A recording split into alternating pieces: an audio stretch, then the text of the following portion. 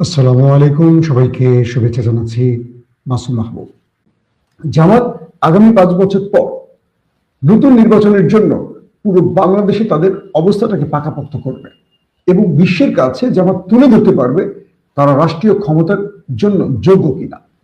অর্থাৎ বিএনপি যে কাজগুলো করবে সেই কাজগুলোর সঠিক তথ্যভিত্তিক সমালোচনার মাধ্যমে জামাত তার উপযুক্ততা, তার কি বলবো, যোগ্যতার প্রমাণ দিতে পারবে।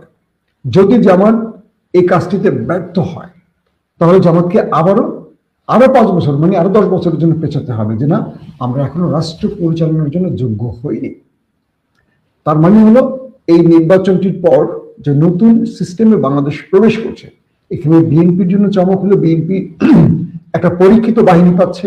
পাশাপাশি বিএনপির জন্য লাভটা হলো জামাত বা 11 দলীয় জোট রাস্তায় আগুন জ্বালা ভাঙচুরের রাজনীতি না করে তারা বুদ্ধিভিত্তিক উন্নত বিশ্বের ওয়েস্টমিনিস্টার পদ্ধতির রাজনীতিতে ফিরে যাচ্ছে। আমরা জানমালের নিরাপত্তা পাবো। আমরা হাঙ্গামা, মাঠ ভাঙচুর, লাশ দেখতে চাই না, পুলিশের কাঁদানি গাছ খেতে চাই না। এটা জামাতের একটা ভালো সিদ্ধান্ত যে তারা রাজপথ থেকে এখন বুদ্ধিভিত্তিক রাজনীতি করতে চান।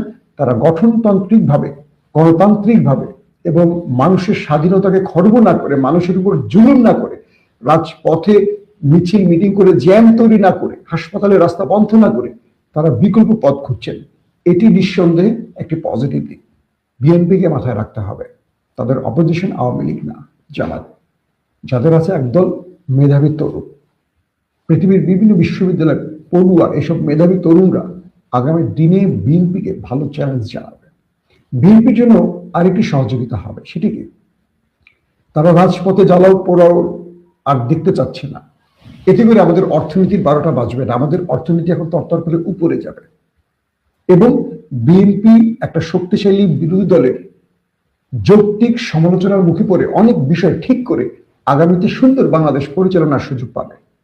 আমি বিশ্বাস করি প্রায় 18 বছর ইংল্যান্ডে থেকে তারেক রহমান অনেক কিছু শিখেছেন, আর সেই সিস্টেমটাকে জামাত ইসলাম সহযোগিতা করছেন। এবং কেন যেন মনে হয় জামাত এবং বিএনপির মধ্যে একটা আন্ডারস্ট্যান্ডিং তৈরি হয়েছে, আগামী রাষ্ট্রটাকে তারা সুন্দরভাবে তৈরি করতে চাইছেন। আমার এই ধারণা যদি সঠিক হয়, অবশ্যই এই দল দুটোকে একটা সেলুট জানাতে পারি। আমরা রাজপথে হাঙ্গামা, মিছিল মিটির ভাঙচুর চাই না। আমরা চাই প্রত্যেকটি বিষয় টেবিলে বসে আলোচনার মাধ্যমে সমাধান হোক।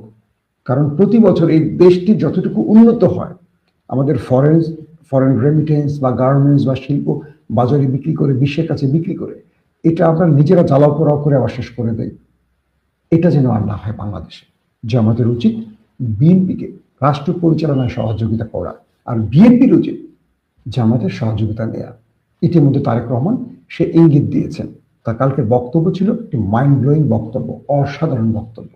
পাশাপাশি তিনি বিরোধী দুই নেতা ডক্টর শফিক এবং নাহিদ ইসলামের বাসায় যাবেন। এটি একটি নতুন রাজনৈতিক ধারা। আমরা এই কাজের জন্য বিএনপিকে ধন্যবাদ জানাচ্ছি।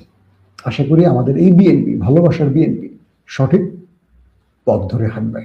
আল্লাহ হাফিজ।